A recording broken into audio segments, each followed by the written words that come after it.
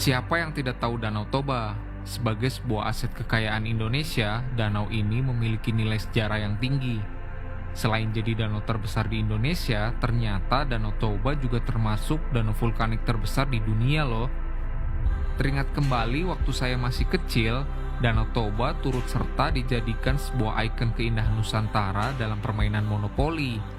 Kemudian tak bisa lepas juga dari dongeng asal-usul Danau Toba dan Pulau Samosir. Dari sinilah pertama kali saya mengenal dan berharap suatu saat saya bisa menginjakkan kaki di tanah Batak ini, Danau Toba.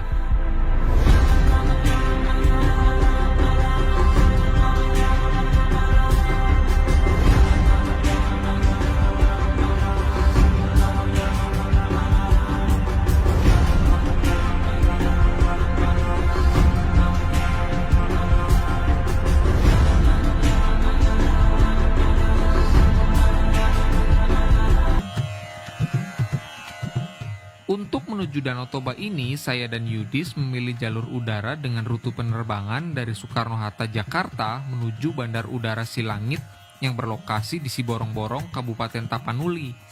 Dibukanya bandara ini sangat memudahkan akses untuk mencapai Danau Toba. Sejak dulu, siapapun yang ingin berkunjung ke Danau Toba harus menempuh kurang lebih 6-8 jam jika berkendara dari Bandar Udara Kuala Namu.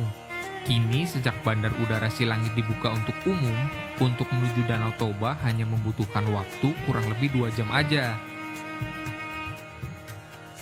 Setiba di bandara, saya langsung sewa mobil untuk menuju Danau Toba dan Pulau Samosir via jalur darat.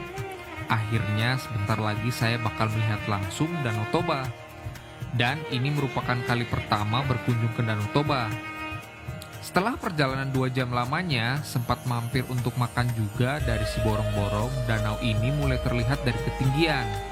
Jalanan yang berkelok-kelok, menurun, bau danau yang khas tercium jelas. Betapa cuaca sejuk yang menjadi ciri khas pelataran Pusuk Buhit ini, menyambut kedatangan setiap pengunjungnya.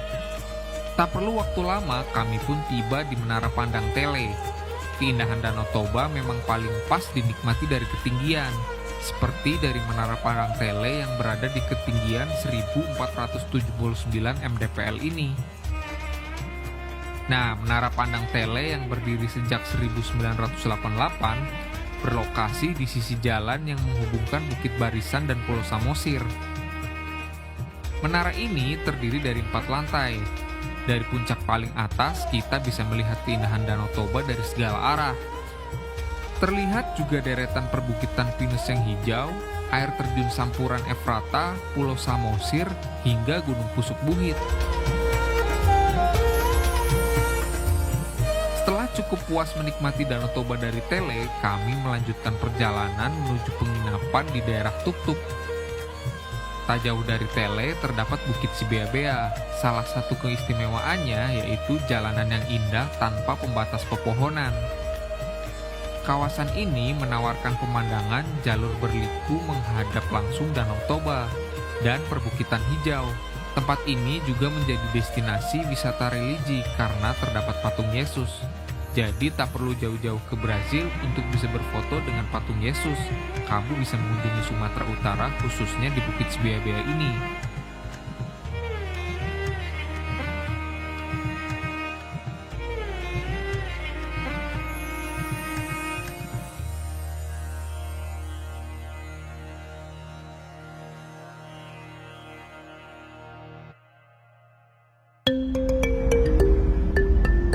Esok harinya, kami melanjutkan perjalanan menuju kaki Gunung Pusuk Buhit. Tak henti-hentinya sepanjang perjalanan saya dimanjakan pemandangan Danau Toba. Wow, wow, wadaw, wow. Kawan-kawan tahu nggak asal-usul Batak dari mana? Nah, ada sebuah desa bernama Cianjur Mula-Mula yang dipercaya sebagai tempat asal suku Batak pertama. Di sini, kawan-kawan bisa mengunjungi Sopo Guru Tateo Bulan atau Monumen Raja Batak. Konon di sini adalah tempat turunnya Raja Batak pertama. Selain kaya akan budaya dan sejarah, desa ini dikelilingi bukit dan hamparan alam yang sangat luas.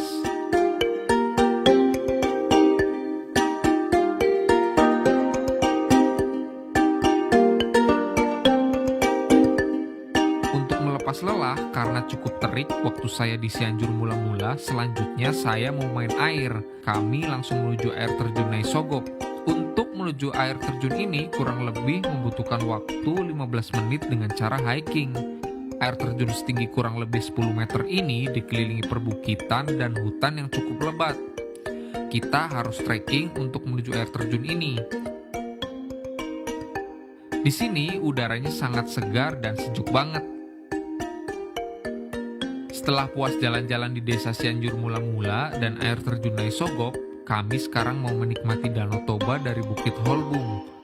Seperti biasa, kami harus hiking untuk melihat Danau Toba dari ketinggian. Nah, Bukit Holbung ini sering disebut sebagai Bukit Teletubbies.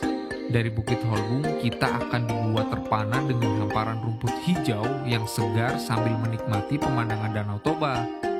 Oh ya, di Holbung juga banyak pendaki sengaja datang ke sini untuk berkemah dengan menyaksikan matahari terbit dan tenggelam. Lain waktu rasanya saya mesti nyobain camping di sini.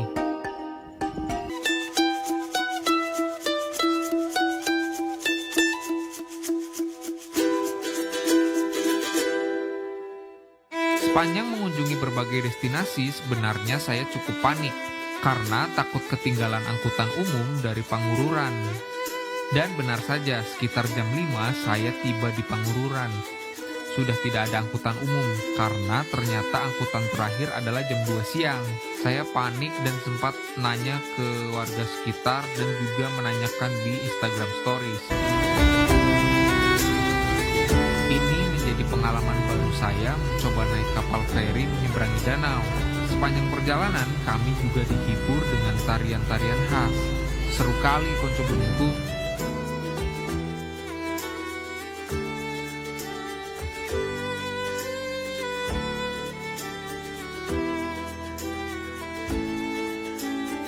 Dalam perjalanan ini saya menemukan hal-hal yang tak terduga, melihat alam yang begitu megah, dan di sini saya dipertemukan dengan orang-orang baru, ramah, dan yang sangat baik, yang kini menjadi saudara.